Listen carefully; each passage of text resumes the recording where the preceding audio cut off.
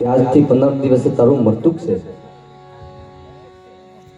એ તો ધીરે ધીરે ધીરે કુટુંબ પરિવારને ખબર પડવા મળી, સગા સંબંધીને ખબર પડવા મળી. ખાવાનું ઓછું કરી નાખવું, પોતે ખાટલા વિશે પડી ગયો. 1 દી 5 દી 10 દી થયા અને 15 દી થયા એટલે પિંજરું બની ગયો. અનપાણીનો ત્યાગ કરી નાખો. હમણે યમરાજ આવે અને હમણે લઈ જશે મને. કુટુંબ પરિવાર ભેગા થઈ ગયા અને માથે જળંગી બેઠા છે.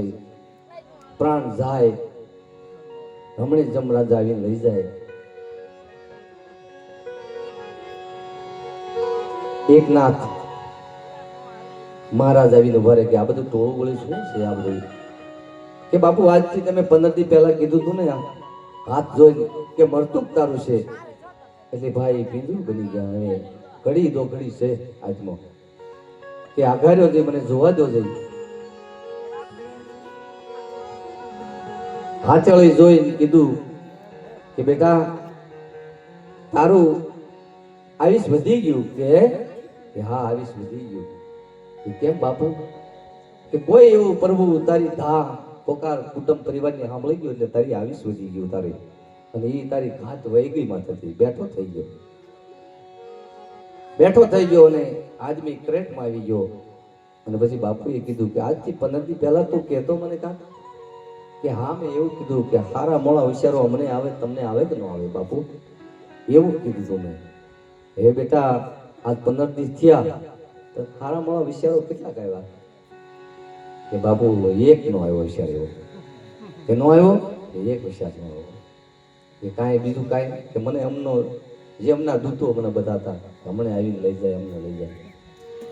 બેટા તમારે સાધુ સંતને સદાયની માટે એમ કે એક જ સમય જવાનું છે, એમાં કોઈ બીજું કઈ છે નહીં. જે સમય છે ને એક દી જવાનું છે મિત્રો. તારે એ વેળાની વાણી કીધી છે. આપણે તો બધાએ સાંભળી છે વાણી, અને વાણી ગવાતી આવે છે. તો સંતો ભક્તોને જ્યારે આવી રીતે કષ્ટ પડ્યું, દુઃખ પડ્યું, તારે વાણીનો જન્મ થયો. અને જગતની માલપા આપણે બધા એનું રાંધેલું ખાઈ. આ બધું તારે બુઢાપણની બસપણની માલપા એના પોતાના પતિ વ્યાગ્યા, એકનો એક દીકરો મેગી, અને જિંદગી ગુમાવી એક દીકરા માથે. પછી અને ઈ ધીરા ભગત ધીરે ધીરે 15-20 વર્ષની ઉંમર થઈ. તારે માતુશ્રીને કીધું કે માતુશ્રી મને વિદાય આપો માં. કે કાં બેટા? કે મારે તો કોઈ શાકધામની યાત્રા કરવી છે અને મારે કોઈ સાધુ સંતની સેવા કરવી છે. કે બેટા તારી માટે તો મેં જિંદગી ગુમાવી. બેટા મારો એકનો દીકરો, તારી માટે જિંદગી ગુમાવી મેં, તો મારે તારો સંબંધ કરવો છે. કે માતું શરી મારે સંસારમાં કોઈ ઋષિ નથી. કે બેટા એમ કર્મમાં તારી મેતે મેં ધવારો આ ગાયો મારો એક દીકરા માથે. માની આંખમાંથી આંસુ જોઈને દીકરાએ એવું કીધું કે માં એવું પાત્ર મારી જેવું ગોતજો કે મારો અધવારો માંડે. કેવો? કે મારા ઘરે એક સંતાન થાય, મને રોકાય નહીં, મને વિદાય આપવી પડે. કે બેટા કાંઈ વાંધો નહીં. એવું સગા સંબંધી એવું પાત્ર મળ્યું. સમય ગયો, એના ઘરે એક સંતાન, એક દીકરો થયો. એટલે હાથ જોડીને ઉભો રહ્યો, માતુશ્રીને કહેવા લાગ્યો કે માં મને વિદાય આપો. હવે બેટા કાંઈ વાંધો નહીં. બેટા 20-25 વર્ષ થાય કે 50 વર્ષ થાય, પણ માને મોઢું બતાવજે દીકરા. તારી જનેતાને, અને તું તો મારો એક દીકરો, એકનો એક છો, તો મને મુખ બતાવજે બેટા.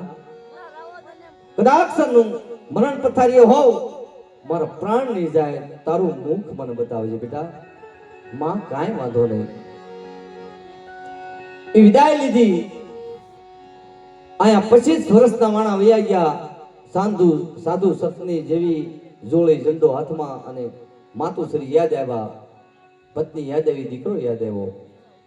દ્રષ્ટિ માંડી લાઈને મારા ગામવાળું બધું મારી માતુશ્રી શું કરતા હશે.